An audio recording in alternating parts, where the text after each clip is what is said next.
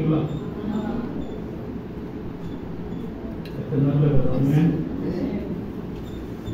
வசனத்தை வாசிப்போமா? லூக்கா 12ஆம் அதிகாரம் 40வது வசனத்தை வாசிங்க.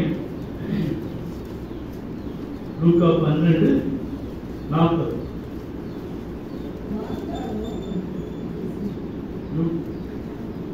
லூக்கா 12:40. நீங்கள் நினையாத நேரத்தில் மனுஷகுமாரன் வருவார். ஆகையால் நீங்களும் ஆயத்தமாய் இருங்கள் என்றார். ஹல்லேலூயா, ஹல்லேலூயா. கவனமா கவனிங்க. எல்லாம் இங்க பாருங்க, பிள்ளைங்க எல்லாம் ரொம்ப கவனமா கேளுங்க. ஹல்லேலூயா. இந்த வசனத்தை சொன்னவர் யாரு? இயேசப்பா. ஹல்லேலூயா. அது சொல்றாரு, நீங்க நினையாத வேளையிலே மனுஷகுமாரன் வருவான், ஆதலால் நீங்களும் என்ன செய்ய? ஆயத்தமாய் இருங்கள். ஹல்லேலூயா, ஹல்லேலூயா. எத்தனை பேர் ஆயத்தமா இருக்கீங்க? டைம் சொல்லியிருந்தா ஆயத்தமாயிருக்கும். ஆனா இங்க என்ன சொல்லல? டைம் சொல்லல. அது நீங்க நினையாத வேளையில வருவார். ராத்திரி வருவார் நிறைய பேர் நினைச்சிட்டு இருக்காங்க. ஹல்லேலூயா. அது என்ன சொல்றேன்? இரவிலே திருடன் வருகிறதுமா, திருடன் எப்படிமா சொல்லிட்டு வருவான், நான் நாளைக்கு உங்க வீட்டுக்கு வரேன் அப்படி சொல்லிட்டு வருவானா? வரமாட்டான். சினிமா உலகத்துல வருவோம் அப்படிதான்.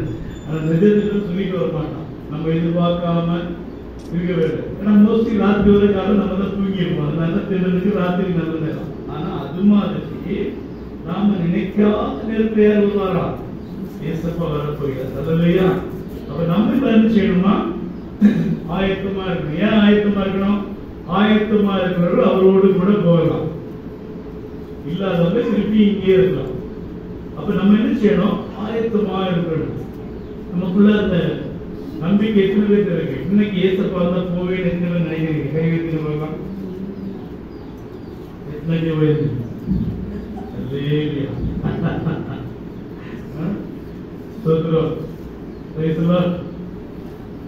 அந்த பிள்ளைக்கு போவாங்க. அவங்களுக்கு தெரியல. அத பாருங்க, கை வைத்து இருந்தாரு, கை வைத்து வைத்துறாங்க.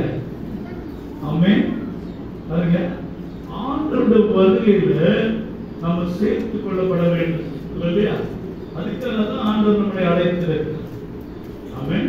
நித்திய காலமாய் அவரோடு கூட பரலோக ராஜ்யத்திலிருந்து அவரை ஆராதிக்கணும், அவருடைய பிள்ளைகளாய் மாறணும். அதற்காக தான் ஆண்டவர் நம்மை அழைத்திருக்கிறார்.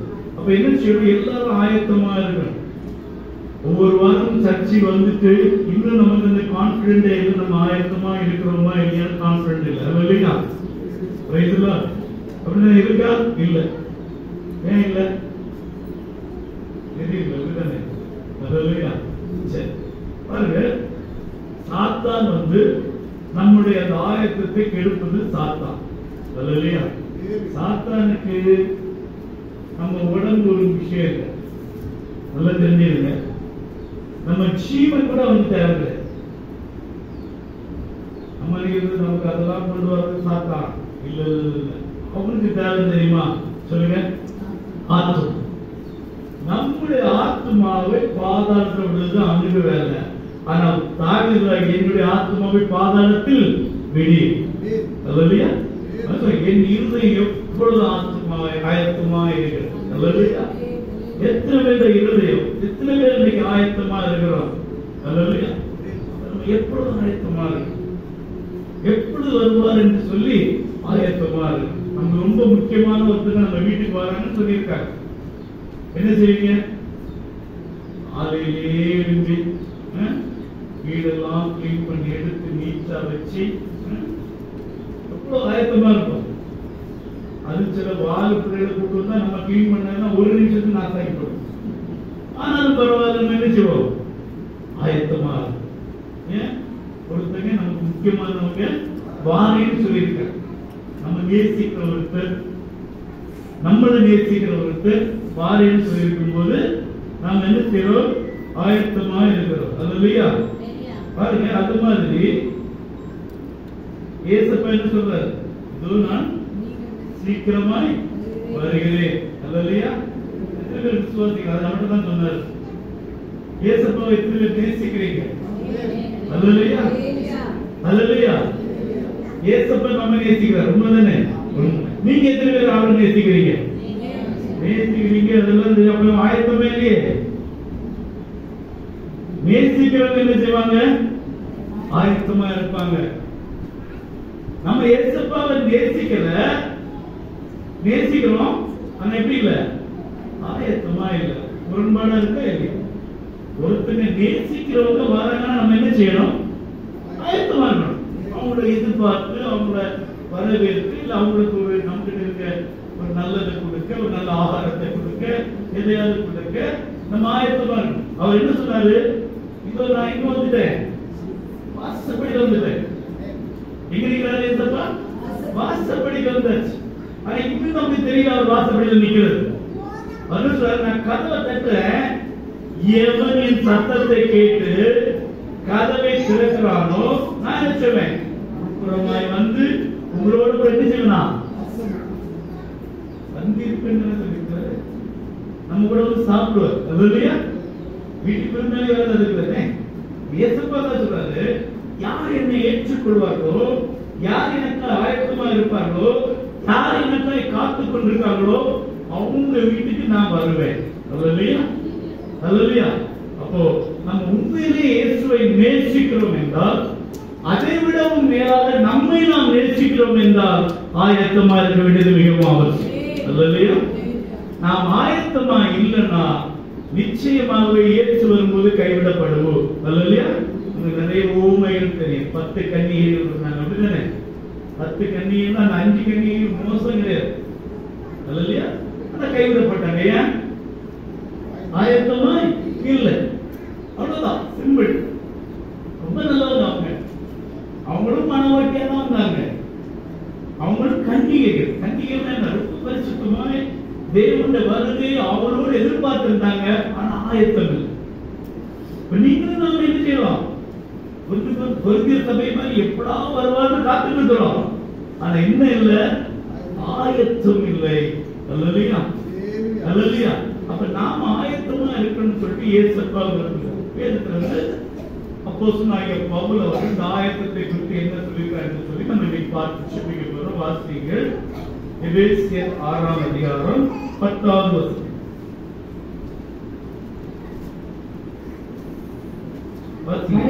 கடைசியாக சகோதரரே, கர்த்தரிலும் அவருடைய சத்துவத்தின் வல்லமையில் பலப்படுங்கள்.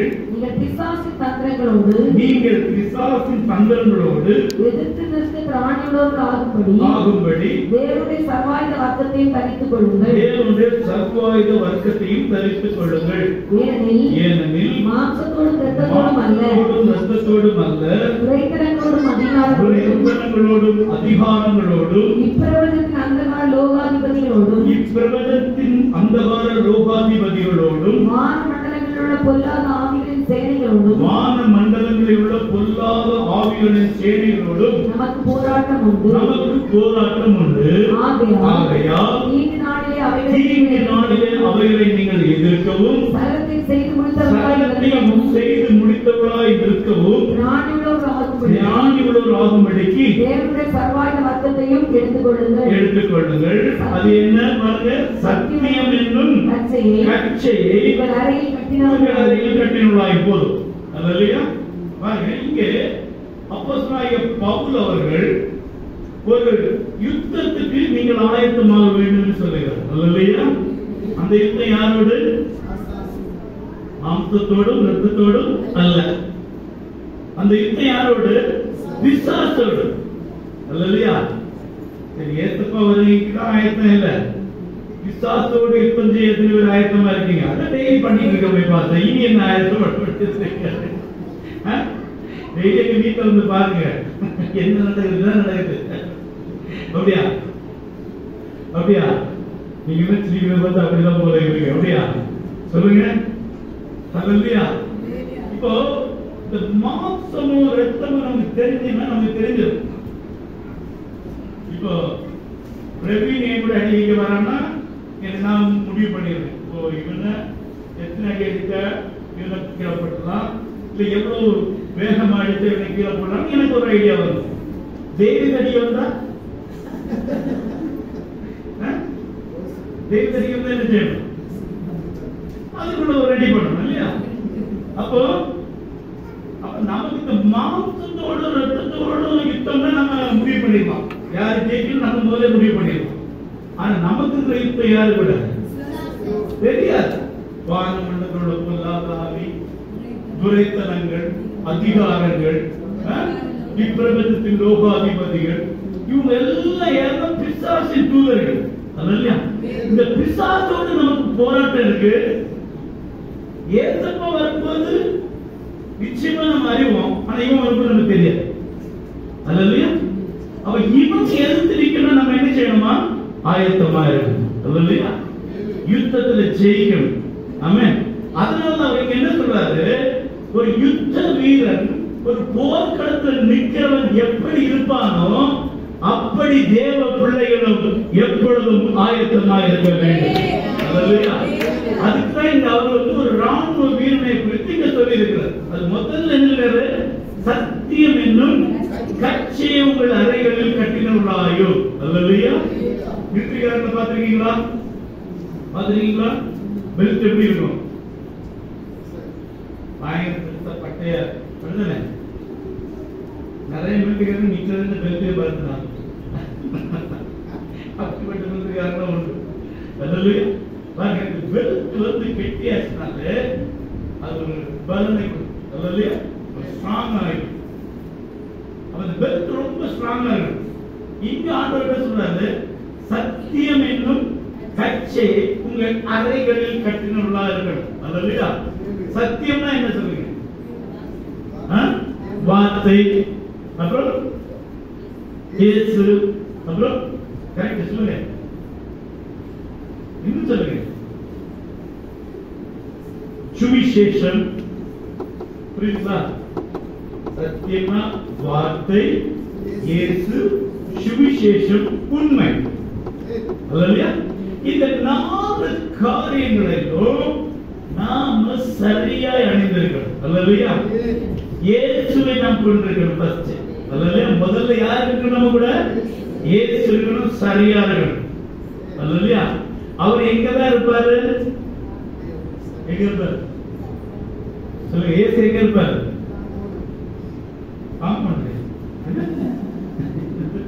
இயேசு எங்க இருப்பாரு?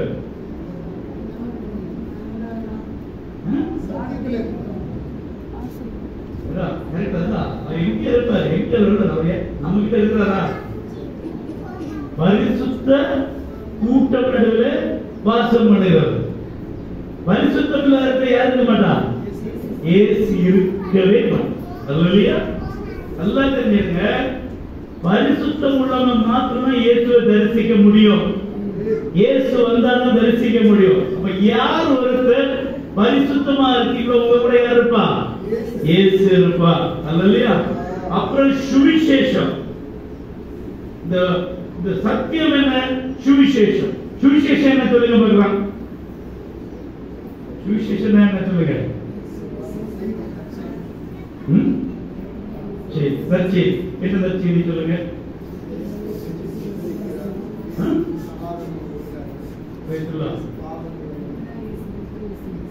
சுவிசேஷம்னா சிம்பிள் தான். நான் பாவி. ஓகே. என்ன ரட்சிக்க இயேசு மனுஷனாய் வந்தார். எனக்காய் சிலுவையில் மரித்து ரத்தம் சிந்தினார். நான் அவரை விசுவாசிக்கிறதுனால ரட்சிக்கப்படும். இவ்வளவுதான் சுவிசேஷம். அல்லையா? நல்லா தெரியுங்க. இதுக்கு மேல சுவிசேஷம் சொல்ல வேண்டிய தேவையே கிடையாது. நீ சாமி மோசம், அது பிசாசு கொண்டு போடுவாங்க. சின்னல இருந்தே கும்பிட்டு இருக்க ஒரு சாமியை போய் நம்ம பார்த்து வேற ஒண்ணு வேண்டாம். நம்ம கும்பிட்டு இருக்க இயேசு வந்து யாரா நம்ம நீ கும்பிடுற இயேசு பிசாசு நம்ம விடுவோமா? அப்ப அந்த அவங்க கும்பிடுற சாமியை போய் நம்ம பார்த்து நீ கும்பிடுற சாமி சரியில்லாத பிசாசு விடுவாங்களா? சில ஊழியர்கள் முன்னாடி சொல்றாங்க, ஞாபகம் இருக்கா? தமிழ்நாட்டில் அநேக பிசாசு கோயில் இருக்குது. அதுல நான் அப்படி சொல்லல இப்படி சொல்லல மாத்தினாங்க. புரியுதா? ஞாபகம் இருக்கா? நமக்கு அது தேவையில்லை. அந்த பிசாசை பத்தி நம்ம பேசலாம். நம்ம பேச வேண்டிய யாரை பத்தி? நம்ம இயேசுவை பத்தி. சுவிசேஷம் என்ன? நான் பாவி, நாம் எல்லாம் பாவி. அல்லையா? இந்த பாவியை ரட்சிக்க இயேசு கிறிஸ்து மனுஷனாய் பூமியில வந்தார். அவர் என்னுடைய என்னுடைய பாவங்களுக்காக கல்வாரி சிலுவையில் ரத்தம் சிந்தி மரித்தார். நான் அவரை விசுவாசத்தால் ரட்சிக்கப்பட்டேன். நீ அவரை விசுவாசத்தால் ரட்சிக்கப்படுவா. விசுவாசினா விசுவாசம். அவ்வளவுதான் சுவிசேஷம். இதுக்கு மேல ஒண்ணுமே கிடையாது. அப்புறம் உண்மை. உண்மைனா என்ன? அல்லேலூயா. பாருங்க, இந்த 4 காரியங்களும் நமக்கு சரியாய் ஸ்ட்ராங்கா தெரிஞ்சிருக்கணும். சத்தியம் என்னும் கச்சையை அறையில கட்டினவர்களாயும், அடுத்தது நீதி என்னும் மார்க்கவசத்தை தரித்தவர்களாயும் இருக்க வேண்டும். அல்லேலூயா. மார்க்கவசம் என்ன? புல்லட் ப்ரூஃப்லாம் போட்டுப்பாங்க தெரியுமா? அல்லேலூயா. பயத்துல எல்லாம் குண்டடிப்பட்ட புழைச்சிருவாங்க. கை காலெல்லாம் குண்டடிப்பட்டா புழைச்சிருவாங்க. பொதுவே எங்க குண்டடிப்பட்டாலும் புழைச்சிருவாங்க. எப்ப தெரியுமா? ரத்தம் அதிகமா போகாம இருந்தா. ஆனா ரத்தம் அதிகமா போகாம எந்த குண்டடிப்பட்டாலும் புழைச்சலாம். ஹார்ட்ல அடிபட்டா என்ன செய்ய முடியாது? உழைக்கவே முடியும். அல்லேலூயா. ஹார்ட்ல ஒரு குண்டடிப்பட்டா உடனே செத்துருவாங்க. அல்லேலூயா. புரியுதா சொல்றது? இங்க அவர் மிலிட்டரிக்காரன் பத்தி பேசுறது நான் அதை பேசிட்டு இருக்கேன். பாருங்க, நீதி என்னும் மார்க்கவசத்தை தரித்தவர்களா இருக்கணும். ஏன் ஹார்ட்ல அடிப்பட்டா செத்து போவாங்க? சொல்லுங்க. லேப் டெக்னீஷியன்ஸ் எல்லாம் இருக்கீங்களா? சொல்லுங்க. ஏன் ஹார்ட்ல அடிப்பட்டா செத்து போவாங்க? ஹார்ட் என்ன செய்யுது? என்ன பண்ணுது? ஹார்ட் என்ன பண்ணுது? அதுக்கு வேற என்ன? ஹார்ட் வேற என்ன? ரத்தத்தை உடம்பு ஃபுல்லா அனுப்பும். அனுப்பிட்டு அது என்ன சொல்லுவாங்க? நாடி. நாடினா பெரிய அந்த ரத்தம் வெளியே போறது. ஹார்ட் வந்து போ தெரியுமா? ரத்தம் வெளியில அதுக்கு வந்து நாடி. அது மூலமா அது என்ன போகும்? வெளியே போகும். அது வெளியே போற என்ன ரத்தம்? சுத்த ரத்தம். கெட்ட ரத்தம் போகாது. இந்த உடம்பெல்லாம் போய் சுத்தி கலக்கி எல்லா அழுக்கையும் எடுத்துட்டு திருப்பி நரம்பு வழியா திருப்பி எங்க வரும்? பார்த்துக்கு வரும். அப்ப நாடி இருந்து வெளியே போறது என்ன சொல்லுவாங்க? சிஸ்டோலிக். திருப்பி நரம்பு வழியா உள்ள வரது என்ன சொல்லுவாங்க? டயஸ்டோலிக். அப்ப இந்த பெரிய நரம்பு வழியா வெளியே போறது எவ்வளவு ஸ்பீட்ல போகலாம்? 120. அந்த ஸ்பீட் எவ்வளவு? 120. திரும்பி வரது எத்தனை? 80. அப்ப இதுலதான் இது போகணும். ஏன்னா இந்த இருதயத்துலதான் நம்மளுடைய மொத்த கட்டுப்பாடு இருக்கு. இது கெட்டு போச்சுன்னு வைங்க, அல்லேலூயா, செத்து போயிடுவோம் மனுஷன். அல்லேலூயா. அதே சொல்றேன், நீதி என்னும் மார்க்கவசத்தை தரித்தவர்கள். அப்ப இந்த இருதயத்துல என்ன? உணர்ச்சிகள் இருக்கு. என்ன இருக்கு? உணர்ச்சிகள் இருக்கு. அப்போ இது கெட்டு போகாம இருக்கணும்னா இதுக்கு என்ன செய்யணுமா? ஒரு கவசத்தை போடணும். அது என்ன கவசமா? நீதி என்னும் மார்க்க கவசம். அப்ப நீதினா என்ன சொல்லுங்க? நீதினா என்ன? 1000 தடவை சொல்லியிருக்கேன். நீங்க வந்து 2 வருஷம் 1000 தடவை சொல்லிருக்கீங்க. ஒரு படம் சொல்லுவேன், வெளியே போனா அவ்வளவு காரியம் அவ்வளவு போக மாட்டாங்க. ஆனா சொல்லுது எவ்வளவு இருக்கு? அது மாதிரிதான் நான் நிறைய இடம் சொல்லியிருக்கேன். நீதினா என்ன சொல்லுங்க?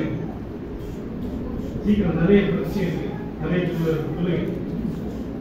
நீதி என்ன? நீதி என்ன? ஜெபம் செய்தல், வேதம் வாசித்தல், சபை கூடியவர். இந்த 3 தான் ஒரு மனுஷனோட வாழ்க்கையில நீதியான காரியம். அல்லையா? அப்போ இந்த 3 காரியங்களும் நம்ம வாழ்க்கையில சரியா இருக்கும் என்றால் நம்முடைய இருதயம் என்ன செய்யாது? கெட்டு போகவே போகாது. என்ன செய்யணும்? ஜெபம் கரெக்டா பண்ணணும். டெய்லி வேதம் வாசிக்கணும். சபை கூடியவர்களை விட்டு விடவே கூடாது. இந்த 3 தான் ஒரு மனுஷனோட வாழ்க்கையில நீதியா இருக்கும். உலகத்தில் உள்ள நீதி இல்லை நான் சொல்றது, தேவ பிள்ளைகளுக்கு நீதியை நான் சொல்றேன். இல்லையா?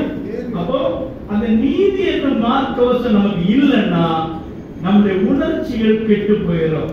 நீங்க ஜெபம் பண்ணலன்னா உங்க உணர்ச்சிகள் கெட்டு போயிடும். நீங்க வேதம் வாசிக்கலன்னா உங்க உணர்ச்சிகள் கெட்டு போயிடும். நீங்க சபைக்கு கூடி வரணும்னா உங்க உணர்ச்சிகள் கெட்டு போயிடும். அப்ப என்ன செய்யணுமா? இதை பாதுகாத்துக் கொள்ள நீதி என்னும் மார்க்கவசத்தை எப்பொழுதும் நம்ம தரித்தவர்களாய் இருக்க வேண்டும். அடுத்து சொல்லுங்க, சமாதானத்தின் சுவிசேஷத்துக்குரிய ஆயத்தம் என்னும் பாதரட்சையை கால்களில் தொடுத்தவர்களாயும். அல்லேலூயா. பாதரட்சை அப்படின்னா என்ன? பாதரட்சை என்ன சொல்லுங்க? செருப்பு. பாதம் என்ன? பாதம் இன்னொரு ரட்சை. பாதமும் ரட்சையும் தமிழ் வார்த்தையே கிடையாது, அது சமஸ்கிருத வார்த்தை. தமிழ்ல நமக்கு என்னது? கால், அடிக்கால், மேல் கால், உள்ளங்கால் சொல்றாங்க. அவங்க ரட்சைனா என்ன? பாதுகாக்கிறது. அப்ப பாதத்தை காக்கிற அந்த ரட்சையை தொடுத்தவர்களாயும் இருக்கணுமா? அல்லையா? அப்ப பாதரட்சை ஒரு மிலிட்டரிக்காரங்களுக்கு ரொம்ப முக்கியம். என்னது? ஷூ. அல்லையா? எங்க போனாலும் ஷூ போட்டுதான் போகணும். அல்லையா? நம்ம இங்க ஓடுறதுக்கு செருப்பு போட்டு ஓடிக்கலாம், அங்க வாய்ப்பே இல்லை. அதுக்குன்னு ஒரு ஷூ இருக்கு, டியூட்டிக்குன்னு ஒரு ஷூ இருக்கு. அந்த முக்கியமான பரேட், அந்த மெயின் இடத்துல நிற்கும் போது, பெரிய ஆபீசர்ஸ் வரும்போது போடுறதுக்கு ஒரு ஷூ. இந்த ஷூ ரொம்ப முக்கியம். அல்லையா? அல்லையா? இந்த பாதத்தை அது என்ன செய்தால் பாதுகாக்குது. இப்போ உள்ள செருப்பெல்லாம் பாதுகாக்குதா? சொல்லுங்க. இவ்வளவு நீளத்துல போட்டா ஒரு சின்ன கல்லு போடும், என்ன செய்யும்? கீழே விழுந்து போறத பார்த்தீங்களா? போட்டுட்டு என்னதோ ஆண்டவருக்கு படைக்க தெரியாத மாதிரி குத்தி குத்தி நடக்குது, இப்படி இப்படி. அப்ப இந்த பாதரட்சை எப்படி இருக்கணுமா? சமாதானத்தை சுவிசேஷத்திற்குரிய ஆயத்தம் என்னும் பாதரட்சை.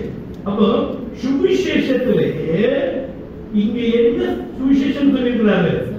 சமாதானத்தின் சுவிசேஷம். அதான் நம்ம தெரியுமா? யாருக்குமே என்ன தெரியாதீங்க, உங்க சாமியெல்லாம் விசுவாசம் என்ன நடக்கும்? சமாதானம் இருக்குமாங்க? அடிச்சு கட்டிடுவாங்க. ஓ உன்ன சாமி ஒண்ணு நீ ஓ. நீங்க நிறைய இடத்துல பாருங்க, யூடியூப்ல எல்லாம் வந்து பாத்துருக்கீங்களா? இவங்க அங்க போய் இயேசு இது பண்ணுங்க, இயேசு நீ ஒழுங்கா சாட்சியா நடந்தாலும் நம்ம வந்துடும். இல்லையா? அதுதான் பெரிய சுவிசேஷம். நம்முடைய நடக்கையை பார்த்து அடுத்தவங்க ரட்சிக்கப்படும். இல்லையா? நம்முடைய சாட்சி உள்ள வாழ்க்கையை பார்த்து நம்ம பார்க்கிறவங்க ரட்சிக்கப்படும். அதுதான் சமாதானத்தின் சுவிசேஷம்.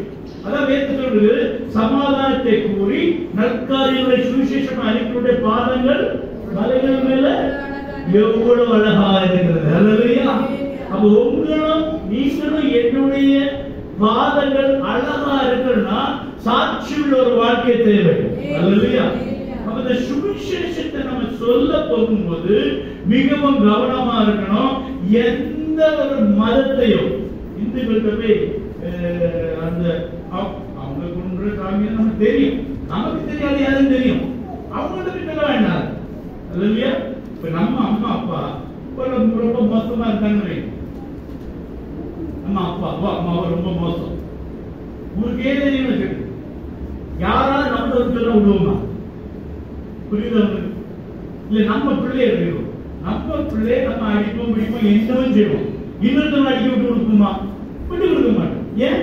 காக்கைக்கும் தன் குஞ்சு பொன் குஞ்சு. அதே மாதிரி நம்ம அப்பா அப்பா எவ்வளவு மோசமான நம்ம என்ன செய்ய மாட்டோம், விட்டு கொடுக்கவே மாட்டோம். அது மாதிரிதான் அவங்களுக்கு தெய்வமா வச்சிருக்க தெய்வத்தை அவங்க விட்டு கொடுக்கவே மாட்டாங்க. ஆனா இந்த தெய்வத்தை ஆராதிக்கிற நீங்களும் நானும் அவங்க முன்பாக ஒரு சாட்சியாய் வாழும் போது முன்னாடி நம்மளை பார்த்தாங்க தெரியுமா? அல்லையா? இவங்க இப்ப எப்படி ஒரு மாற்றம் இருக்குது, அதுதாங்க பெரிய சுவிசேஷம். அல்லையா? நீங்க இன்னும் ஓப்பனா சொல்றா வாய் ஒண்ணுமே சொல்றாரு. அல்லையா? சாட்சியா நடந்தாலே போதும், அநேகர் நம்மை பார்த்து ரட்சிக்கப்படுவாங்க. அல்லையா?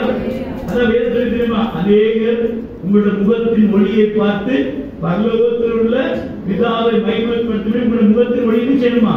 அவர் முன்பாக பிரகாசிக்க கடவுள். அப்ப நம்ம இந்த சமாதானத்தின் சுவிசேஷத்தை அது எப்படி அதுக்கு ஏற்ப ஒரு பாதரட்சியாய் சொல்லப்பட்டது. அல்லேலூயா. அப்ப இந்த சுவிசேஷம் எப்படி இருக்கணுமா? சமாதானத்தை கொண்டு வர சுவிசேஷமா இருக்கணும். அல்லேலூயா. நாம போய் ஒருத்தர்கிட்ட பேசும்போது அவங்க வாழ்க்கை என்ன உண்டாகணும்? சமாதானம் உண்டாகணும். நாம போய் ஒருத்தர்கிட்ட பேசும்போது அவங்க வாழ்க்கையில ஒரு ஆறுதலை கொண்டு வரணும். அல்லேலூயா. நாம போய் ஒருத்தர்கிட்ட பேசும்போது அதனுடைய கவலை அது மாற்றுறதா இருக்கணும். நாம போய் பேசும்போது கலவரத்தை தூண்டுறதா இருக்கக்கூடாது. அல்லேலூயா. சமாதானத்தின் சுவிசேஷத்திற்குரிய ஆயத்தம் என்னும் பாதரட்சைகளை காலில் தொடுத்தவர்களாயும், அடுத்து வாசிங்க, உல்லாங்கனையும் அக்னி ஆஸ்திரங்களை எல்லாம் அவிழ்த்து போடத்தக்கதாய் எல்லாவற்றுக்கும் மேலாக விசுவாசம் என்னும் கேடயத்தை பிடித்துக் கொண்டவர்களாய் நில்லுங்கள். அல்லேலூயா. எல்லாவற்றுக்கும் மேலாக சொல்லப்பட்ட எல்லா காரியத்துக்கும் மேலாக, அப்படித்தானே? எல்லாவற்றுக்கும் மேலாக என்ன? இந்த ஒரு 5-6 விஷயத்தை சொல்லியிருக்கிறார், அப்படித்தானே? அவைகளுக்கு மேலாகவா? அல்லேலூயா. யாருமே பதில் சொல்ல மாட்டேங்குது. ஏன்னா இவன் என்னத்தை கேட்டாலும் விவகாரமா இருக்கு. ஒன்றும் சொல்லாம பிரச்சனை கொஞ்ச நேரம் கேட்பான், அவனே சொல்லிடுவான்.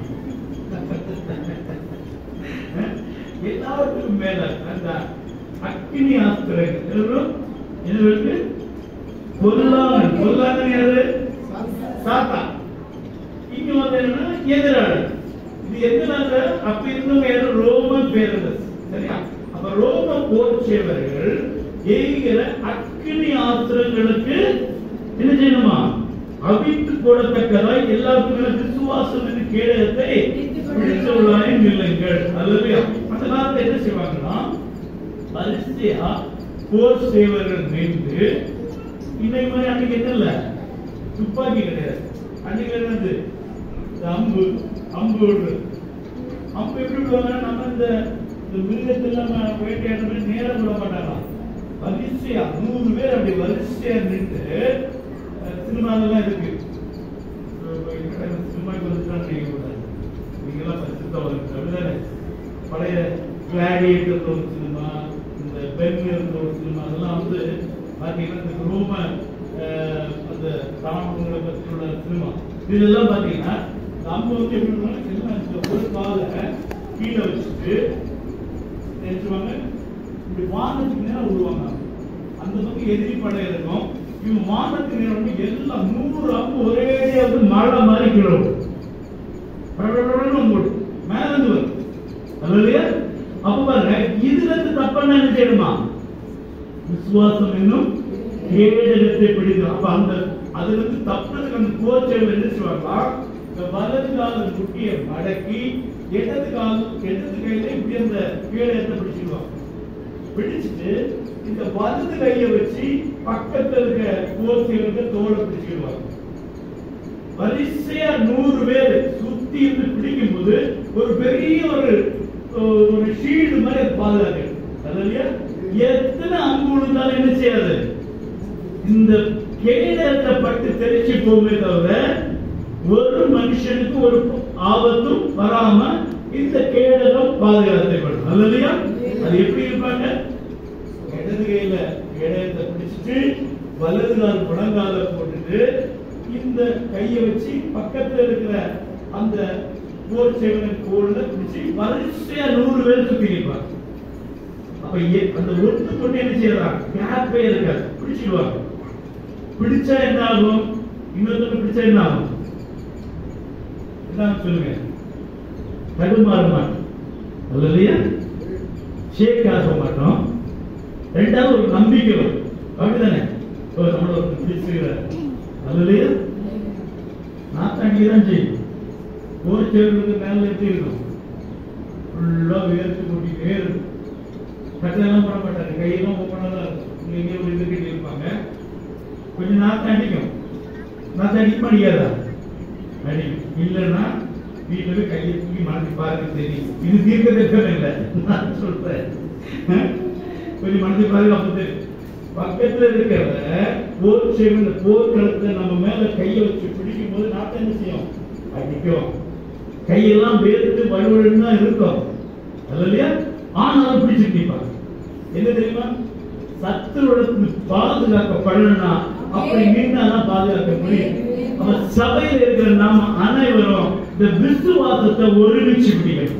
அதாவது ஒருத்தர் நம்பிக்கையை கொடுத்து எல்லாரும் சேர்ந்து பிடிச்சாதான் எந்த அம்பு நம்மளை தாக்காது, எந்த பிசாசின் கிரியைகளும் நமக்கு விரோதமாய் பேலன்ஸ் செய்ய முடியாது.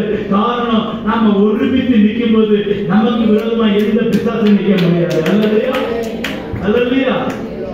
சொல்லுமா, ஒருவன் 1000 பேர் சொல்லுவான், 2 பேர் 10,000 பேர் திறக்க முடியும். அல்லையா? இவ்வளவு பேர் நம்ம இருக்கிறோம், ஒரே மனதுடன் ஒரே எண்ணத்துடன் சத்துடத்தில் நாங்க பாதுகாக்கணும். அந்த விசுவாசத்தை கொண்டவள நாம் ஒருமித்து நிற்கும் போது நமக்கு விரோதமா எந்த அக்கினி ஆஸ்திரங்களும் கிரியை செய்ய முடியாது. அல்லையா? நமக்கு விரோதமா எந்த சாத்தானும் கிரியை செய்ய முடியாது. நமக்கு விரோதமாக எந்த சத்துடைய கிரியைகளோ அதை விசுவாசத்தால நாம் மேற்கொள்ள முடியும். அல்லையா? அல்லையா? பாருங்க, பக்கத்தில் இருக்கிற யாருன்னு கூட நம்ம பார்க்க முடியாது. அல்லையா?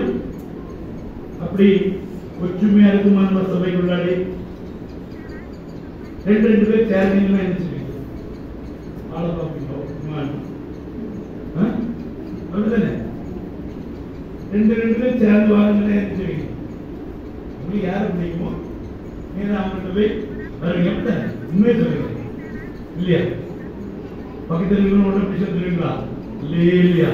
அல்லையா? பரவாயில்ல, நம்ம சோழ வளர்ந்தாச்சு பஸ். இனி நேர இடத்த பரவாயில்ல. பாருங்க, அந்த பாகுபாட பார்க்கவே அவங்க மேல எப்படி இருக்கு, அவங்க விசுவாசம் எப்படி இருக்கு, அவங்களோட சூழ்நிலை என்ன, ஏழையா பணக்காரனா படிச்சவனா படிக்கலையா, இது இருந்தா விசுவாசம் போச்சு. அல்லையா? விசுவாசம் தெரியுமா? இது என்னுடைய சகோதரன். அல்லையா? நீங்க அவங்கள பிடிக்கும் போது அவங்களுக்கு ஒரு நம்பிக்கை உண்டாகும். அல்லையா? விசுவாசங்கிறது எப்படின்னா, முதல்ல யார் மேல நம்பிக்கை? தேவன் மேல நம்பிக்கை. 2வது யார் மேல நம்பிக்கை? என் கூட இருப்பது ஒரு நம்பிக்கை. 3வது எப்படின்னா, எனக்கு மேல ஒரு படைத்தலைவன் இருக்கான், 100க்கு அதிபதி, அவருடைய கட்டளைக்கு என் காதுகள் சரியா திறந்து வைக்கணும். அல்லையா? அவர் சொல்லுவாரு, ரெடின்னு சொல்லணும், உட்கார். ரெடின்னு சொன்னா யாருமே வரலையே, வரட்டும் பாத்துக்கலாம். இப்படி இருப்பாங்க தெரியுமா? 100 பேர் 10 பேருக்கு இருந்தா என்ன ஆகும்? திடீர்னு வந்துட்டான், அப்ப போய் பொசிஷன் பண்ண முடியாது. அதனாலதான் மிலிட்டரியில எல்லாம் ரொம்ப கட்டுப்பாடு. கரெக்டா அந்த கமாண்டர் சொல்றதை கேட்டே ஆகணும். இல்லையா? நமக்கெல்லாம் கமாண்டர் யாரு? நீங்க நேரம் அங்க பாருங்க, அவருக்கு கேட்கலாம். எது வந்து கேட்கறீங்க? வாய்ப்பே இல்லை. அப்படிதானே? நமக்கு கமாண்டர் யாரு? பார்த்து சொல்லுங்க, அதுக்கு பயம் உங்களுக்கு. நமக்கு கமாண்டர் யாரு? 120 யாரு? நம்முடைய ஊழியக்கார். அல்லையா? அவர் என்ன சொல்றத கேட்க ஆயத்தமா இருக்கணும். இதுதான் விசுவாசம். முதல்ல ஏற்றவன் ஏற்றுங்க, 2வது என் கூட இருக்கிறது ஒரு நம்பிக்கை நான் கொடுக்கணும். 3வது எனக்கு கட்டளையிட்டு சொல்றவர், எனக்கு போதிக்கிறவர், எனக்கு நன்மை. ஏன்னா வேதம் சொல்றது, உங்கள் ஆத்துமாக்களுக்காக உத்தரவாதம் பண்றது யாரு? உங்கள் ஊழியக்காரர்கள். அதை அவர் எப்படி செய்யணுமா? சந்தோஷமா செய்யணும். இல்லையா? அப்போ என்ன சொல்றாங்களோ அதை விசுவாசத்தோடு கேட்கணும். இல்ல வரைக்கு பாத்தீங்களா பாஸ்டர்னா திடீர்னு வந்துருவாங்க நினையாத வேலையில. இல்லையா? அப்ப நீங்க ஆயத்தமாக முடியாது. ஆயத்தமா இருக்கணும்னா முதல்ல உங்க மேய்ப்பர் சொல்றதை கேட்கணும். 2வது இயேசு மேல விசுவாசமா இருக்கணும். 3வது உங்க கூட இருக்கிற சக உங்க விசுவாசிக்கு உங்க மேல ஒரு நம்பிக்கை வேணும், உங்களுக்கு அவங்க மேல ஒரு நம்பிக்கை வேணும். விசுவாசம். அதுக்கு கொல்லாம நீயும் அக்னி ஆஸ்திரன். அப்ப என்ன சொல்லுவாங்கன்னா, அக்னினா என்ன? நெருப்பு. நெருப்பு எதுக்கு சொல்லுங்க? பைபிள் என்ன சொல்லியிருக்கு? அக்னி அபிஷேகத்தில் சொல்லியிருக்கு. அப்படிதானே? அதாவது எனக்கு பின்னாடி வந்து வராது, அவர் உங்களுக்கு அக்னினாலும் ஞானஸ்தானம் கொடுப்பாரு சொல்லியிருக்கு. அப்படிதானே? அப்போ அபிஷேகத்துக்கு ஆவிக்கு எல்லாத்துக்கும் என்ன சொல்லியிருக்கு? அக்னியை சொல்லியிருக்கு.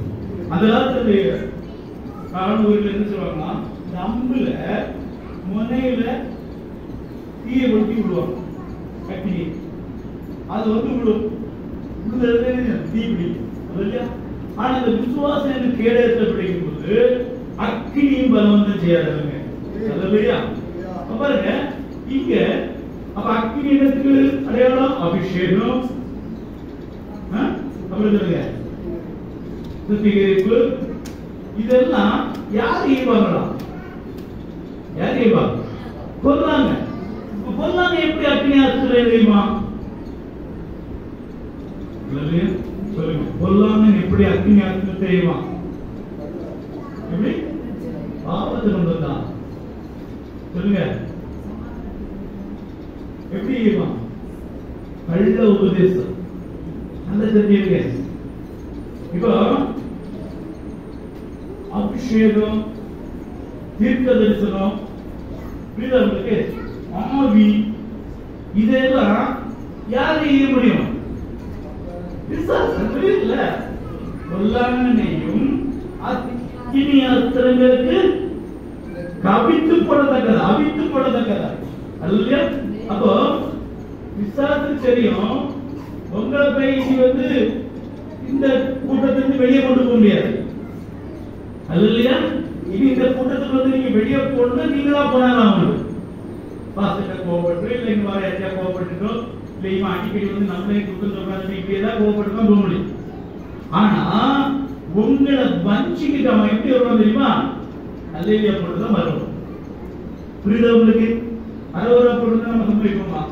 சம்பளிக்க மாட்டோம். அல்லேலியா போட்டுருந்தா பயங்கரம் அல்லையா?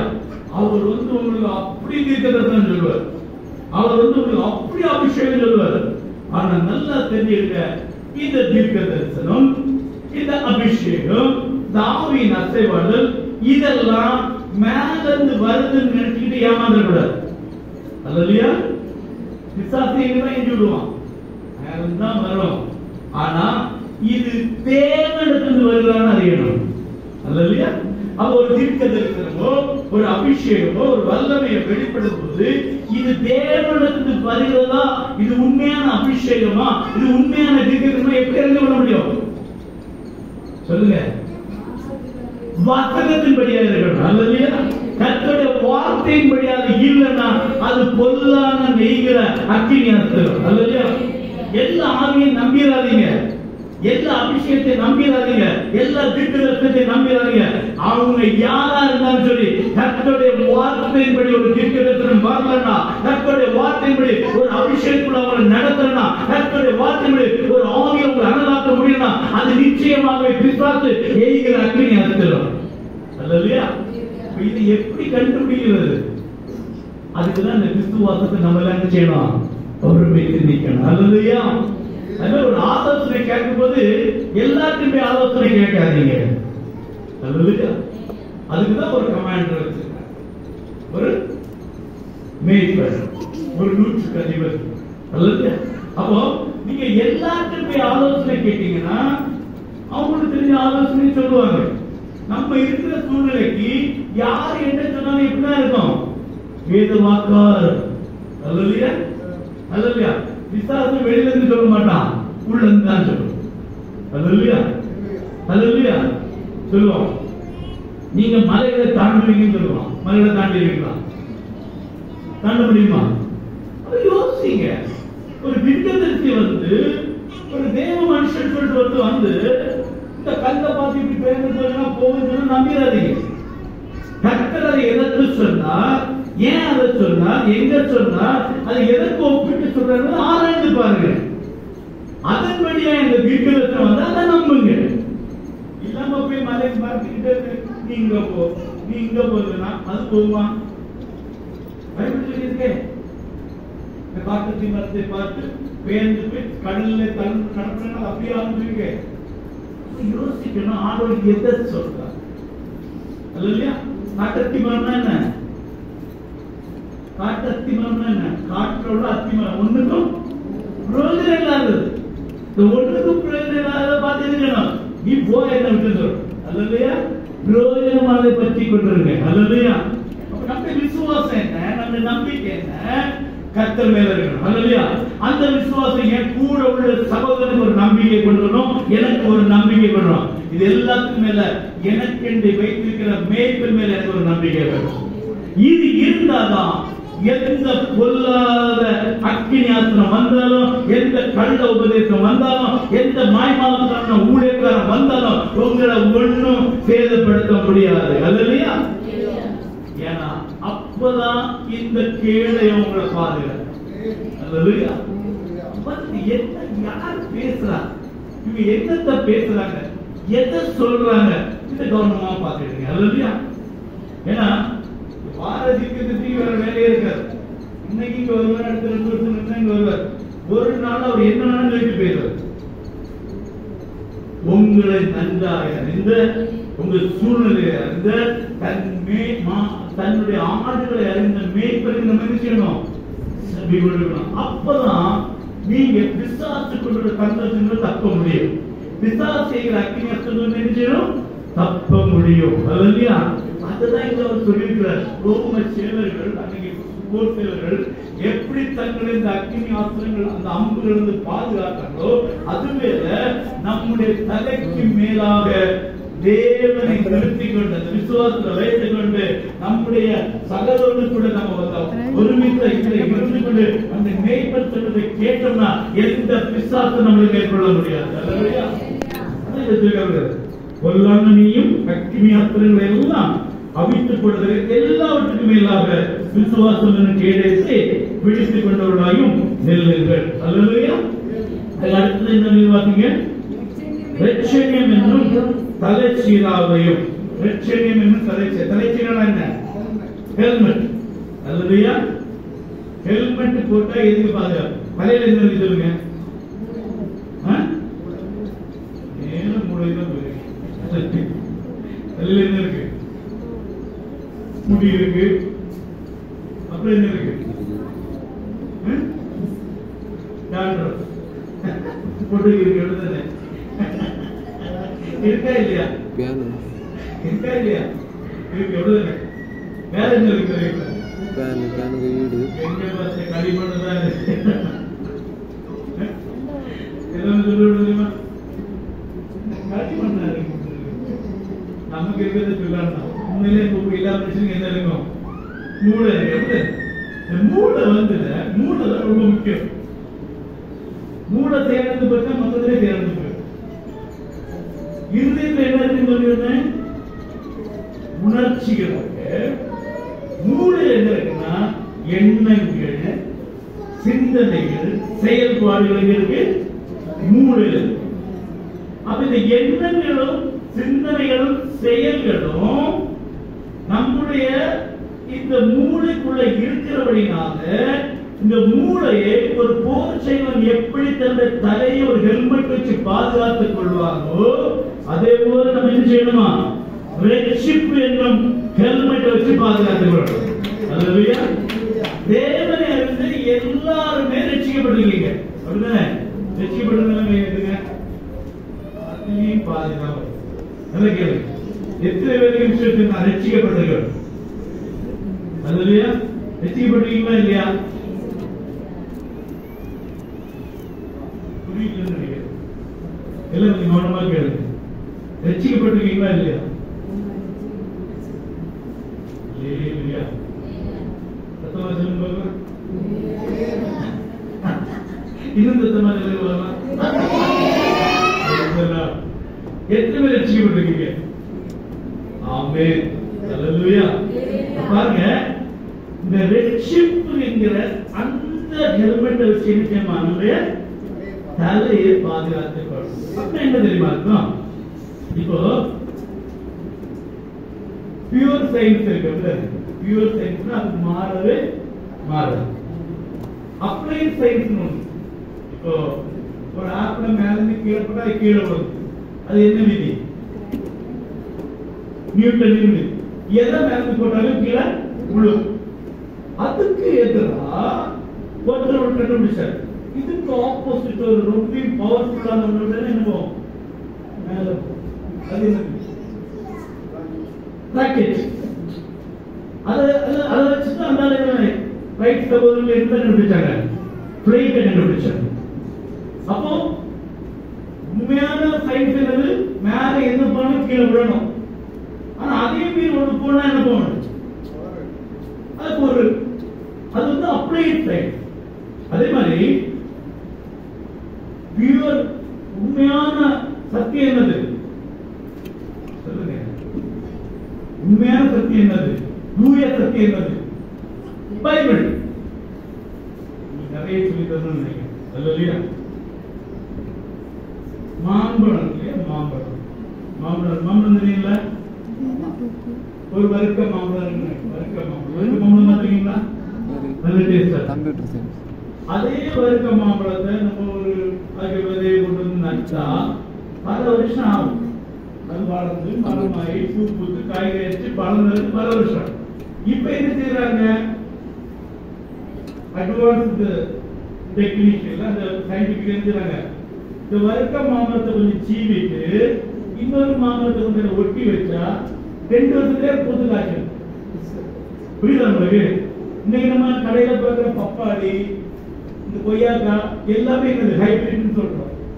அது வந்து உண்மையான ஒரிஜினல் வித்து கிடையாது, ஒரிஜினல் பழம் கிடையாது. எல்லாமே இந்த விஞ்ஞானத்தினாலும் ஞானத்தினாலும் கண்டுபிடிக்கப்படும். இன்னைக்கு பிள்ளைகள் எல்லாம் என்ன செய்யறாங்க? கொஞ்சம் படிச்ச உடனே இயேசு இருக்காரா பாத்தீங்களா? அதிக கல்வி கல்வி வந்து மனுஷன் என்ன ஆகிறது? வைத்தியமாகிறது. இன்னைக்கு எல்லாரும் என்ன செய்யறாங்க தெரியுமா? உலகம் முழுவதும் கடவுளே இல்லைன்னு ஒரு கூட்டம் இருந்துருக்கு. அது எங்க இருந்து தெரியுமா? இந்த ஞானத்தின் நிலையில வேதம் தெளிவா சொல்ற அறிவு பெருத்தவன் நோவு பெருத்தவன். அதனாலதான் இந்த உலக கல்வி, உலக ஞானம் தேவன் ரொம்ப எப்படி இருக்குது? பைத்தியமா இருக்குது. இன்னைக்கு நிறைய நான் சொல்றேன், உங்க பிள்ளைகளும் சரி எந்த பிள்ளையும் சரி கொஞ்சம் அதிகமா படிச்சோன்னு கேள்வி எழுதுவாங்க. அது எப்படி? அது எங்க? அது எங்க இயேசு வந்தார்? எப்போ வந்தார்? யாரு பார்த்தா? எங்க பார்த்தா? இதெல்லாம் என்னது? நம்முடைய சிந்தனைகளை, நம்முடைய எண்ணங்களை, செயல்பாடு என்ன செய்யணும்? கெடுத்தல். அல்லையா? எத்தனையோ பேர் பெரிய பெரிய விசுவாசிகள் வரைக்கும் தேவனை விட்டு பின்மாறி போயிருக்காங்க, கடவுள் இல்லைன்னு சொல்லிட்டு. அல்லையா? நம்ம கூட எத்தனை சொல்லுங்க கடவுள் இருந்தா ஏன் இப்படிலாம் நடக்குது? வீட்டீங்களா இல்லையா? சொன்னமா இல்லையா? ஒரு பிரச்சனை வந்து அது நல்லா தீர்ந்துச்சுன்னா ஓ ஏசப்பா இருக்காரு. இந்த பிரச்சனை வந்து தீரலன்னா எங்க இருக்காரோ தெரியல. கடவுள் இருந்தா ஏன் இப்படியா சொல்றீங்களா? இல்ல இது எங்க இருந்து வருது? இந்த மூளையில. புரியுதா? இந்த மூளை கெட்டு போச்சுன்னா மொத்தம் போச்சு. அதுபோல நீங்க உயிரோடு இருக்குது இல்லாம ஒண்ணுதான். தேவன் இல்லை என்று யார் சொல்றார்? மதிகேடன். அல்லையா? புரியுதா உங்களுக்கு? இந்த மூளை கெடுத்து தேவன் இல்லை என்று உங்களை சொல்ல வைக்க வேண்டிய வேலை யாருக்கு வேலை? பிசாசுக்கு வேலை. அந்த பிசாசு உங்க கூட வந்து உங்களை கெடுக்காம இருக்குன்னா உங்களுக்கு என்ன வேணும்? ரட்சிப்பு வேணும். அல்லையா? ரட்சிப்பு என்ன தெரியுமா? சொல்லுங்க. ரட்சிப்பு என்ன?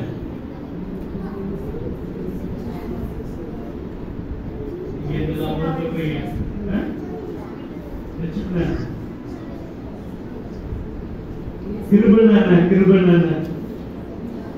தகுதியில்லாத ஒன்றை பெற்றுக் கொள்வது கிருபை. ரட்சிப்பு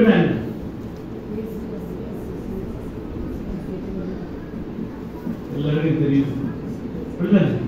ரட்சிப்புனா நாம் பெற வேண்டிய அந்த தண்டனையை எனக்காய் அவர் ஏற்றுக்கொண்டு அவர் தண்டனை பெற நான் இன்னைக்கு தண்டிக்கப்படுற அதான் ரட்சிப்பு. அதனால நான் இன்னைக்கு பிழைச்சிருக்கேன், அதான் ரட்சிப்பு. புரியுதா உங்களுக்கு? அப்ப இந்த ரட்சிப்பை நம்ம மனசுல மாறவே கூடாது. அல்லையா? ஏன் இருக்கிறான்னு கேள்வி நீ வரக்கூடாது. அல்லையா? கடவுள் இருக்கிறார் ஒரு எண்ணமே நீ வரக்கூடாது. கடவுள் இருக்கிறார். அல்லையா? இயேசு இருக்கிறார், என் கூட இருக்கிறார், அவர் என்னை ரட்சித்தார், அவர் என்னை விடுதலையாக்குகிறார், என் பாவத்தை அவர் சுமந்து கொண்டார், என்னை பரிசுத்தமாக்கி. இதுதான் ரட்சிப்பு. இந்த ரட்சிப்பு இருக்குன்னா அந்த ரட்சிப்பை நம்ம முழுமையாய் பரிபூர்ணமாய் தைரியமாய் உறுதியாய் நம்பிக்கையா இருக்கணும்னா எந்த பிசாசும் நமக்கு சொல்ல முடியாது கடவுள் இல்லைன்னு.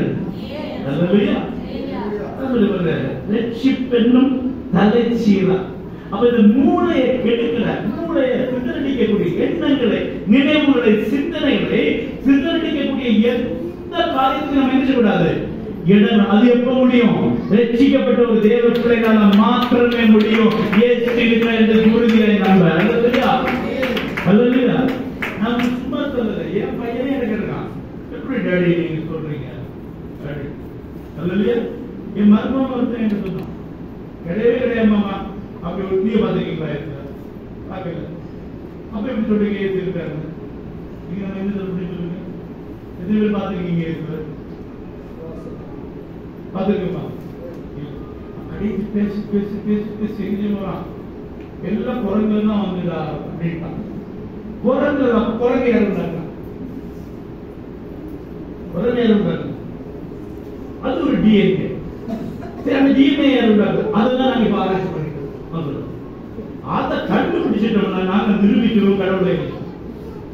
கடவுள் ஒண்ணு இருக்கிறத இல்லைன்னு அது இருந்தாதான் இல்லைன்னு சொல்ல முடியும். அதுவே தெரியுது. இப்ப இது இல்ல, மைக்கு இல்ல, மைக்கு ஒண்ணு இல்லைன்னு மைக்கு ஒண்ணு வேணும் இல்ல. கடவுள் ஒண்ணு இல்லைன்னா கடவுள் ஒண்ணு வேணும் இல்லையா? அந்த அறிவு கூட அவனுக்கு கடைசி அவன் என்ன கிட்டத்தட்ட பேசி மடக்கி ஒரு விடிய விடிய பேசிருப்பான்.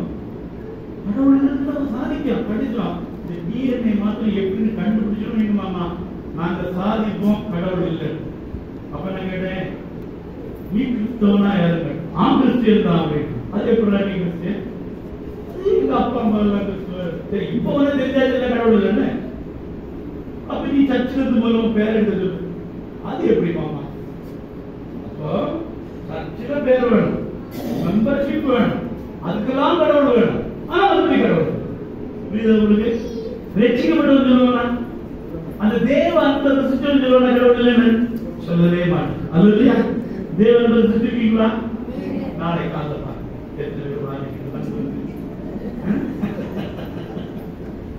நாளை காலைல தெரியுங்க அன்பு சிரிக்க 2-3 நாள் வந்து பெண்கள் உருவாக்க விட்டாங்க. இந்த பக்கம் எல்லாம் ஒரே அன்பு போயிட்டாங்க. அன்பு கூறன்னு போய் சொல்லாதீங்க. நான் அன்பு கூறணும், அன்பு காட்டணும், சொல்லலாம். அல்லேலூயா. உபவாச ஜெபங்கள் நடக்குது. நம்ம ஏற்றப்பட்ட பயங்கர அன்பு வீட்டுல உங்க ஆலயத்துல ஒரு கூட்டம் நடக்குது, ஆலயத்துல இருக்கணுங்க. அதுதான் அன்பு கூறு. வேலைக்கு போறவங்க வேலையை விட்டு வந்துடுறாங்க. நான் சொன்னேன் சொல்லிட்டு வேலைக்கு போறவங்க வேலைக்கு போங்க, அது பிரச்சனை கிடையாது. வீட்டுல இருக்கிறவங்க அல்லேலூயா. நமக்குள்ள உள்ள அந்த சிந்தனைகளை, நினைவுகளை எல்லாம் கெடுத்தது யாரு? பிசாசு. ஆனா ரட்சிக்கப்பட்ட ஒரு தேவ பிள்ளைகள் வந்து பிசாசை எந்த கிரியும் செய்ய முடியும். இயேசுவை அறிந்த ஒரு தேவ பிள்ளைகள் எந்த பிசாசின் கிரியையும் மேற்கொள்ள முடியாது. அல்லேலூயா. அதனால ரட்சிப்பு என்னது? அல்லேலூயா. அல்லேலூயா. ஆத்ம ரட்சிப்பு ரொம்ப விலையேறப்பட்டது. நீங்க எதை இழந்தாலும் ஆத்மாவை, அதான் நான் முதல்ல சொன்னேன், பிசாசுக்கு உங்க கை தேவையில்லை, உங்க காது தேவையில்லை, உங்க உயிர் தேவையில்லை, உங்க உடம்பு இல்லை. அவனுக்கு தேவை உங்க ஆத்மா அடையணும். அல்லேலூயா. கவனமா இருக்கு, ஆத்மா தான் முக்கியம்.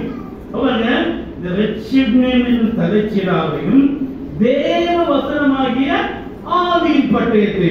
அல்லேலூயா. அது என்னது? ஆவியின் பட்டயம் என்னது? எல்லாத்தையும் இருக்கா?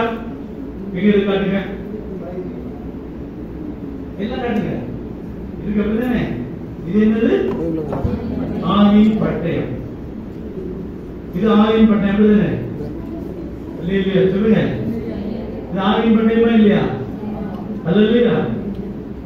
பட்டயத்தை ஓபனா வச்சிருப்பாங்களா? உரையில போட்டு வச்சிருப்பாங்க அப்படிதானே?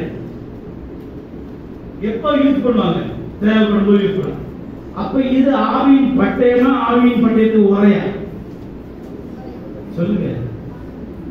இது உரை.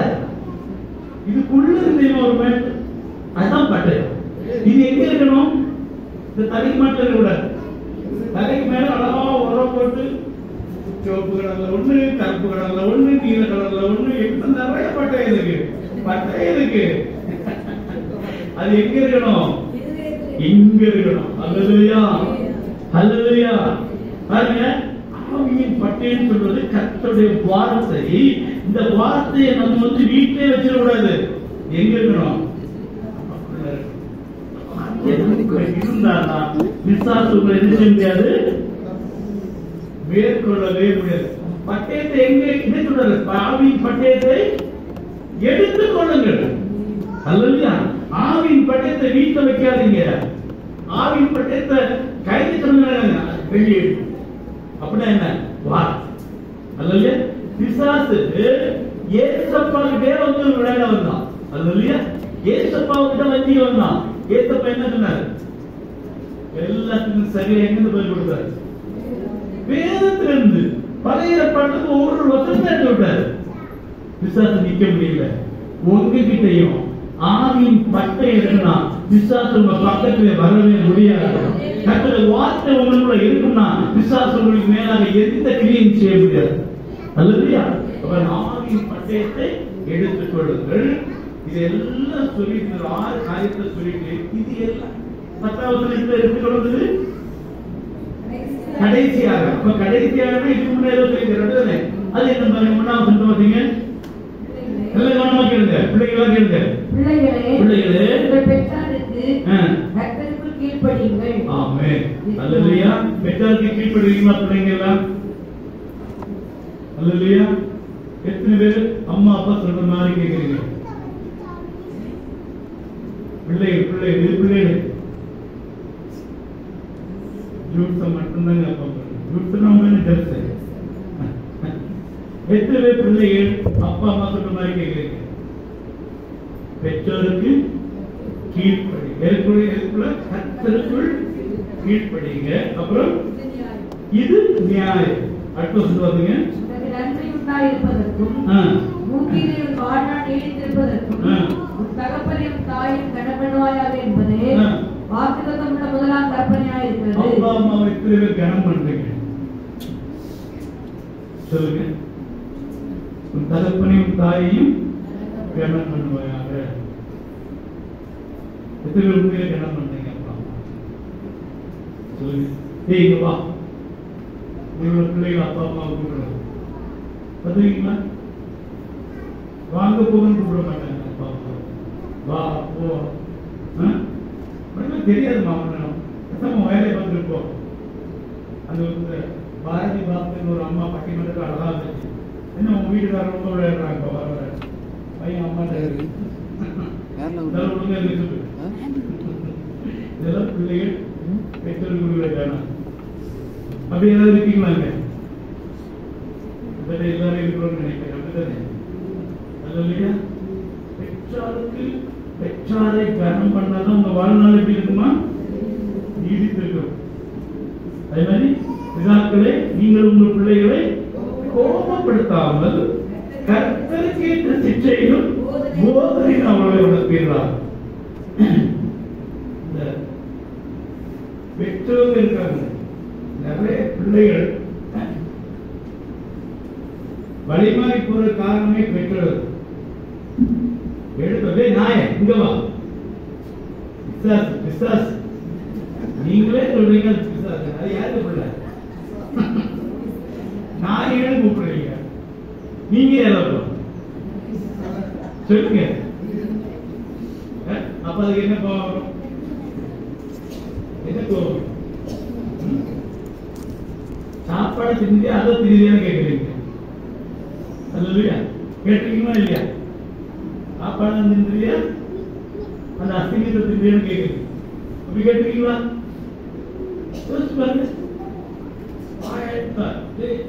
இன்னும் கொஞ்ச நேரம் நம்ம ஊர்ல விசேஷத்தை பார்த்தேன். பிள்ளைகளை கூப்பிடு. அப்ப அதுக்கு என்ன சொல்லணும்? நம்ம அப்படித்தானோ, நம்ம அம்மா அப்பாவும் அப்படிதான், அப்ப நம்மளும் அப்படிதான் அப்படிதான் சொல்லணும். பிள்ளைகளை என்ன சொல்லக்கூடாதான்? கோபப்படுத்தக்கூடாது. பிறந்தை கையாளவன் தன் பிள்ளையை அவனிடத்துல அவனிடத்துல அன்பு கூறணும். ஏற்கனவே நினைச்சேன். அப்ப நீங்க ரெண்டாவது கம்பெடுக்க வேண்டிய தேவையே கிடையாது. பிள்ளைகள்கிட்ட நீங்க அன்பு பண்ணீங்கன்னா ஏற்கனவே அவன் தண்டிச்சாச்சு.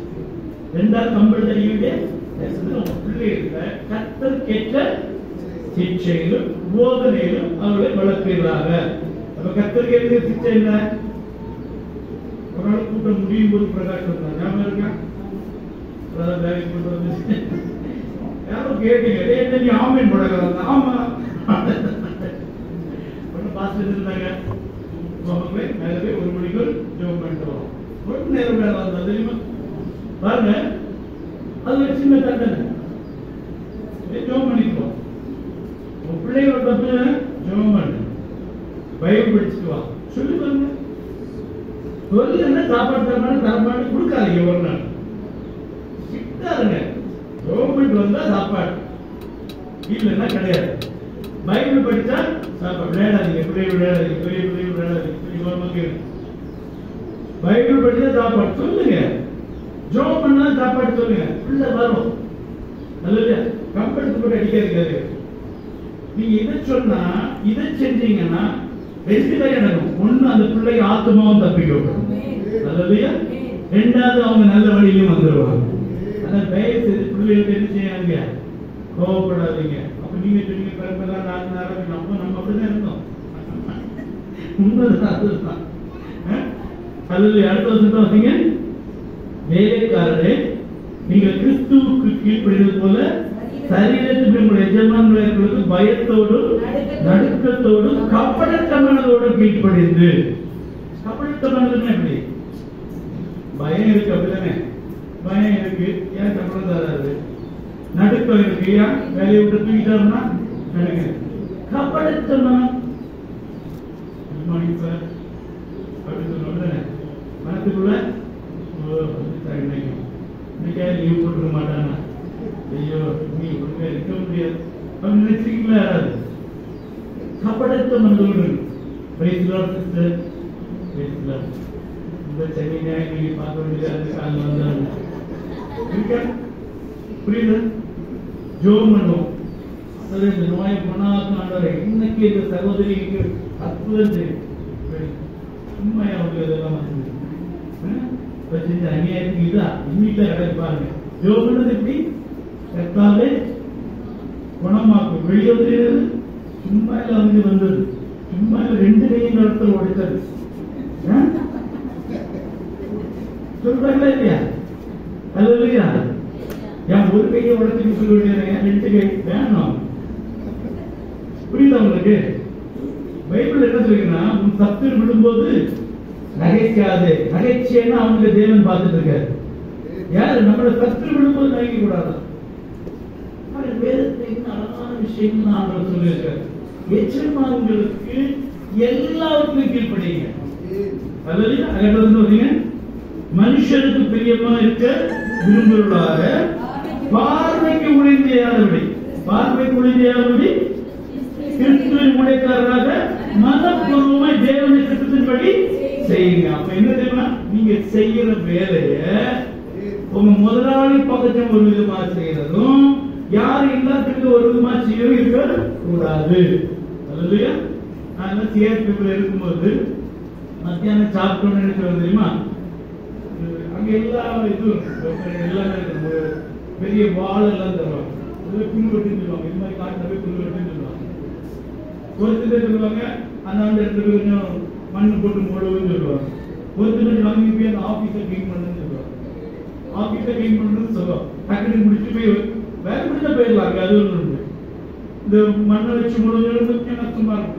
மண்ணை எடுத்து பொழைச்சி தண்ணி ஊற்றி மூடுவது அது பரவாயில்ல. டக்குனு புல்லு வெட்ட போடுறது தான் தெரியும். புல்லு வெட்டிட்டே அது ஒரு ஏரியா ஃபுல்லா கிடக்கு. அப்ப நான் அங்க போக மாட்டேன். நான் இங்கெல்லாம் போயிருந்தேன்னா உடனே பனிஷ்மெண்ட் இருக்கும். அப்ப இந்த எங்களுக்கு அந்த ட்ரெயினர் சொல்லுவாங்க, புல்லு வெட்ட சொன்னா முன்னுக்கு வாழை கையில வாங்கி நீச்சிட்டே அவன் பார்க்கத்தே என்ன செய்யணும்? நீ வெட்டிட்டு இருக்கான்னு தெரியும். புல்லு வெட்டான யாருக்கு நின்றுட்டா போதும், தண்டனையில இருந்து தப்பிட்டாரு. அத மாதிரி அது கவர்மெண்ட், அதுக்கு ஒன்றும் பிரச்சனை. புல்லு வெட்டா சம்பளம் கிடைக்கும். ஆனா இங்க இருக்கு உங்க எஜமான் பார்க்கும்போது மட்டும் நினைச்சக்கூடாது, கர்த்தருடைய ஊழியக்காரரா இருந்து கர்த்தருக்கு முன்பாக செய்வது எப்பொழுதும் தெரியுமா உண்மையுள்ளவராக நினைச்சேன். அல்லையா? அது பாருங்க, அடிமையானவனானாலும் சுயாதீனானாலும் அப்ப நம்ம செய்கிற நன்மையின்படியே கர்த்தருக்கு பலனை அடைவான் என்று மனுஷனுக்கு ஊழியர் செய்யாமல் கர்த்தருக்கென்றே நன்மங்களோடு ஊழியர் செய்ய. ஒரு நம்ம அடிமைத்தனமாக வேலை செய்யலாம், ஒரு ஃப்ரீயா இருக்கலாம். நம்மளோட படிக்காதவன் அவருக்கு ஜாதகா போட்டு அவருக்கு பிஏவா இருப்பான், அவன் நம்மளோட வந்து அதிகாரம் செலுத்துவான். புரியுதா உங்களுக்கு? அவனுக்கு விதித்த விதி அது, நமக்கு விதித்த விதி. அதனால நம்ம எந்த நூலில் இருந்தாலும் நம்ம செய்கிற வேலையை கற்றுக்கிட்டு உண்மையா செய்யுங்க. எஜமான்களே, அப்படியே நீங்களும் வேலைக்காரருக்கு செய்ய வேண்டியவரை செய்து அவர்களுக்கு உங்களுக்கு எஜமான பரலோகத்தில் இருக்கிறார் என்றும் அவர்களுக்கு பட்சபாதத்தில் இருந்து கடும் சொல்லை விட்டு விடுங்க. இவ்வளத்தையும் செஞ்சுக்கிட்டு தான் மேற்கொண்டுதான் இருக்கிறாரு. கடைசியாக சொல்றாரு, சர்வாயுத வர்க்கத்தை தரித்துக் கொள்ளுங்கன்னு சொல்றாரு. இவ்வளவு செஞ்சாதான் நம்ம ஆயத்தமாக இருக்க முடியும். இல்லையா? இந்த உலகத்துக்கு அல்ல நம்ம போராடுறோம். நம்முடைய போராட்டம், நம்முடைய யுத்தம் மாசத்தோடும் ரத்தத்தோடும் இல்லை. அப்ப ஆவிக்குரியவர்களாய் பிசாசை எதிர்க்கின்ற பிராணியுள்ளவர்களாய் மாற வேண்டும் என்றால் கர்த்தருடைய வார்த்தையின்படி ஆயத்தம் உள்ளவர்களாய் நாம் மாற வேண்டும். இல்லையா? எல்லாரும் கண்களை மூடுமா? அப்படியே கண்களை மூடி நாட்களில் சொல்லார் வேதத்திலிருந்து அவர் மனுஷகுமாரன் வர்ற நாளிகள் வேலையா நம்ம அறியாத எல்லாரும் நிச்சயமா ஆயத்தமா இருங்க. ஹல்லேலூயா. எல்லாம் கண்ணை மூடி, பிள்ளைங்க எல்லாம் கண்ணை மூடுங்க. ஹல்லேலூயா. எல்லாரும் ஸ்தோத்திரம் பண்ணுங்க. ஆண்டவரே, சமூகத்திலே பிள்ளைகளே கர்த்தர் கொடுத்த நல்ல வேலைகள் எல்லாரும் ஆண்டவரே ஸ்தோத்திரம் பண்ணுங்க. ஆண்டவரே, இந்த வேதத்தின்படி இந்த வார்த்தையின்படி நாங்களும் கர்த்தாவே இந்த சர்வாயுத வர்க்கங்களை தனித்துக் கொள்வதால் ஆயத்தமா இருக்க திரும்பி செய்யுங்க என்று சொல்லி எல்லாரும் கர்த்தரை ஸ்தோத்திரம் பண்ணி ஹல்லேலூயா, ஹல்லேலூயா, ஹல்லேலூயா. கர்த்தரை எல்லாம் சொல்றீங்க, எல்லாரும் சொல்றீங்க, எல்லாரும் சத்தமாய் ஹல்லேலூயா. நிபாஷந்தரா கபலப ஹல்லேலூயா. அந்நிய பாஷைகளை பேசுகிற பாஷைகளை பேசி சொல்றீங்க சொல்றீங்க சொல்றீங்க. ஹல்லேலூயா, ஹல்லேலூயா. கர்த்தர் நல்லவர், கர்த்தர் நல்லவர். அவர் நம்மை அழைத்த தேவன். அவர் நம்முடைய பாதை வழியில கைவிட்டு போற தேவன் இல்ல. நம்முடைய சபையில கொண்டு வந்து அவருடைய பிள்ளைகளாய் மாற்றி இந்த ரட்சிப்பு என்ற தடைச்சீராவை நம்மை கொடுத்து அவர் வரும்போது அவருடைய வருகையில காணப்படும்படியா அவருடைய பரலோக ராஜ்யத்தை நம்ம கேட்டுக் கொள்ள கர்த்தர் சித்தமுள்ள தேவனா இருக்கிறபடினால எல்லாரும் துதிங்க. ஹல்லேலூயா, ஹல்லேலூயா. ஆமென். ஜீசஸ். ஹல்லேலூயா. எல்லா சத்தமா ஓ பிள்ளைங்க எல்லாம் கண்களை மூடி இயேசுவை கூப்பிடுங்க. ஜீசஸ். ஹல்லேலூயா. ரிபாபா. ஹல்லேலூயா. நிகமஷந்தரலவா. நன்றி ஆண்டவரே. ஹல்லேலூயா. எல்லா சத்தமா துதிங்க. அங்கே ஒரு பெரும்பாதை வழி இருக்கும், அது தூய வழி. அங்கே ஒரு பெரும்பாதை வழி இருக்கும், அது தூய வழி. தீட்டுப்பட்டோர் அதன் வழியால் கடந்து செல்வதில்லை.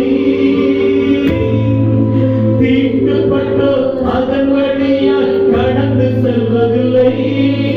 மீட்கப்பட்டோர் அதன் வழியால் நடந்து செல்வார்கள். மீட்கப்பட்டோர் அதன் வழியால் நடந்து செல்வார்கள். அஞ்சாதிருங்கள், திடம் கொள்ளுங்கள். அஞ்சாதிருங்கள், திடம் கொள்ளுங்கள். ராஜா வருகிறார், இயேசு ராஜா வருகிறார். ராஜா வருகிறார், இயேசு ராஜா வருகிறார். தந்து போல கைகளை இடப்படுத்துங்கள்.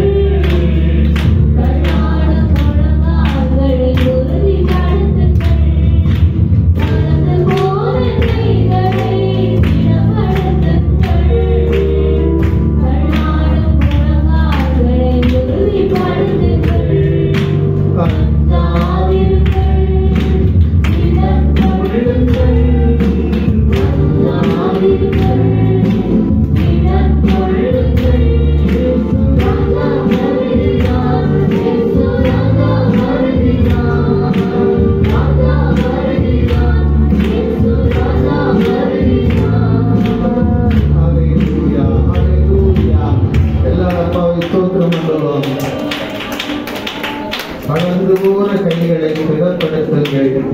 பல்லாடுகிற முழங்கால்களை உறுதிப்படுத்துங்கள்.